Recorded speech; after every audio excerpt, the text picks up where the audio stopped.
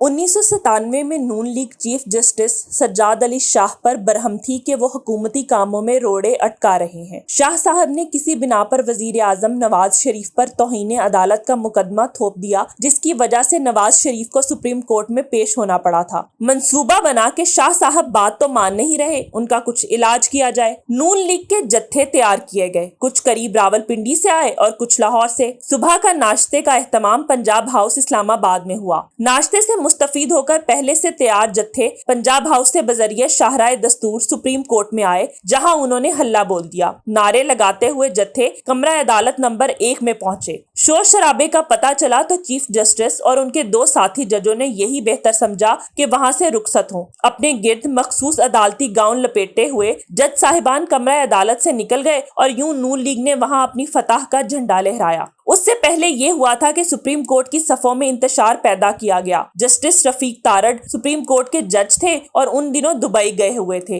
वाकिफाने हाल बताते हैं कि दुबई में पाकिस्तान का जो कौंसल जनरल था, उनको हंगामी पैगाम मिला कि जस्टिस तारड़ दुबई आए हुए हैं और उन्हें फौरन ढूंढा जाए। कौंसलेट जनरल के अमले को कुछ मालूम न था कि जज साहिब का कयाम कहाँ है। पता चला कि उनके एक साहिबजादे फलाह बैंक में मुलाजमत करते हैं। साहिबजादे की खोज लगाई गई और जज साहब तक रसाई हासिल हुई। उनसे कहा गया कि जनाब, ये आपका टिकट है और आपका शिद्दत से वतन में इंतजार किया जा रहा है। जज साहिब पाकिस्तान पहुंचे तो कोयटा गए, जहां से सुप्रीम कोर्ट में सुरंगें लगाने का काम का आगाज हुआ।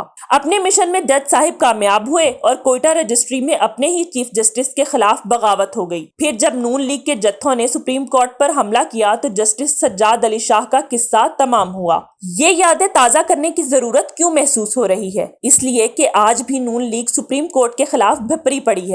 उनका बस चले तो ईंट से ईंट बजा दे, लेकिन सिवाय दांत पीसने के और खाली धमकियां देने के नून लीग वाले बेबस हैं और कुछ कर नहीं सकते। चीफ जस्टिस उमर अता बंदयाल के रिमार्क सुने जा रहे हैं और अंदर ही अंदर से गुस्सा उबल रहा है, लेकिन नून लीग बेबसी का मंजर पेश कर रही है। आज भी पंजाब हाउस इस्लामाबाद उनके तसल्लुत में है, लेकिन ना कोई लाहौरी नाश्ते, ना कोई हमला करने वाले तैयार जत्थे। 1997 और आज के हालात में फर्क क्या है? फर्क ये है कि तब ना सिर्फ नून लीग इस्लामाबाद और लाहौर में इक्तदार में थी, बल्कि अवामी ताकत भी उनके पीछे थी। नून लीग भारी अक्सरियत से कौमी असम्बली और पंजाब असम्बली में आई थी। आज कहने को तो शहबाज शरीफ वजीर आजम है और उनके फर्जंद चीफ मिनिस्टर पंजाब थे, लेकिन अवामी ताकत कहीं और जा चुकी है। उनका बस चलता तो फिर से सुप्रीम कोर्ट को सबक सिखा देते, लेकिन बस चल नहीं रहा। धमकियों के सिवा कुछ रह नहीं गया, इसलिए ये मुजस्समे बेबसी बने हुए हैं। अवामी कुव्वत किसी के इशारों पर चल रही है तो वो इमरान खान है। कॉल देते हैं तो पाकिस्तान के तूलो अर्ज में अवाम बाहर उमड़ आते हैं। सोशल मीडिया की कुव्वत और तोपें इमरान खान की हिमायत में है। जिसे हम मुक्तदरा कहते हैं, वो अपने मसाइल में फंसी हुई है। मुजस्समे हैरत वो भी बनी हुई है कि क्योंकि ना कोई बात समझ में आ रही है,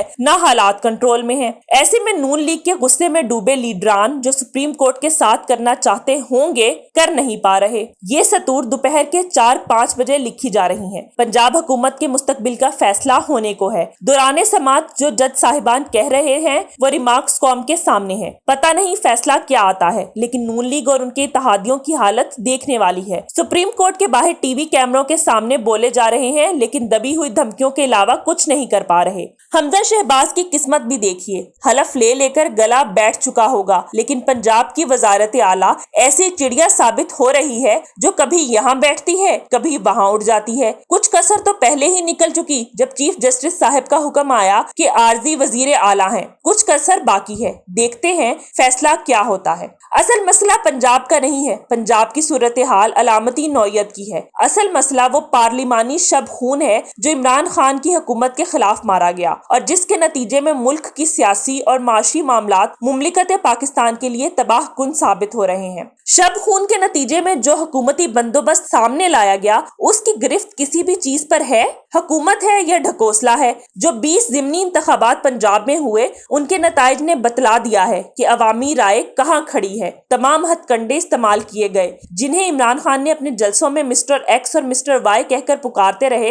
उन्होंने तमाम तर जोर लगाया, लेकिन कुछ तदबीर भी कारगर साबित ना हुई और नताइज ऐसे आए कि ऊपर से लेकर नीचे तक ना सिर्फ हुकूमती बंदोबस्त बल्कि पीछे खड़े सरपरस्त भी हिल कर रह गए। जब नताइज इतने वाज़ेह थे तो अकल इसमें थी कि इन्हें मान लिया जाए और चौधरी परवेज इलाही अपनी अक्सरियत के बलबूते पर पंजाब آپ کے وزیر اعلیٰ منتخب ہو جائیں، لیکن کسی کی شامت آنی ہو تو عقل پر پردے پڑ جاتے ہیں، سوچ کی صلاحیت چلی جاتی ہے۔ یہاں بھی کچھ ایسا ہی ہوا۔ ڈپٹی اسپیکر دوست مزاری نے پنجاب اسمبلی میں وہ کیا جو اسے 8ویں 9ویں کا طالب علم بھی بتا سکتا تھا کہ بے وقوفانہ عمل ہے۔ حمزہ شہباز نے پھر سے حلف اٹھا لیا اور وزیر اعلیٰ بن گئے، لیکن محض چند گھنٹوں کے لیے۔ رات کو ہی مسئلہ سپریم کورٹ لاہور رجسٹری میں لے جایا گیا اور صبح حمزہ شہباز کو پھر سے خفت اٹھانا پڑی۔ مطلب یہ کہ حالات ایسے ہو گئے ہیں کہ نون لیگ اور اتحادی مسلسل تنقید کی زد میں ہیں، کبھی یہاں سے کبھی وہاں سے، لیکن کیا ڈھٹائی پائی ہے۔ اقتدار سے چمٹنے کی کوشش جاری و ساری ہے، چھتر بھی پیاز بھی، لیکن ڈھٹائی ان دونوں اجزاء پہ قادر۔ پہلے بھی بہت کچھ پاکستانی تاریخ میں ہوتا رہا ہے۔ عوام پر فیصلے مسلط کیے جاتے تھے اور عوام کے پاس کوئی چارہ نہ ہوتا تھا سوائے ان فیصلوں کو قبول کرنے کے۔